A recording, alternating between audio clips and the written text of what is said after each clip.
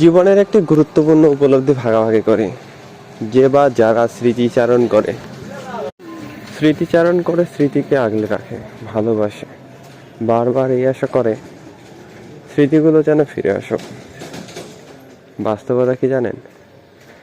এই স্মৃতিগুলো আপনার কাছেই জীবন্ত, কিংবা আপনার কাছে মায়াবী, কিন্তু যার জন্য সেই স্মৃতিগুলো আসে সে অনেক আগেই সেগুলো বাদ দিয়েছে।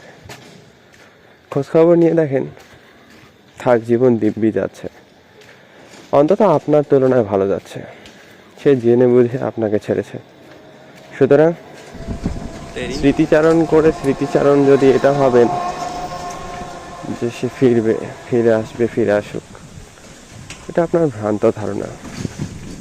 মানুষ যায় সচরাচর যাওয়ার জন্যই, ফিরে আসার জন্য না।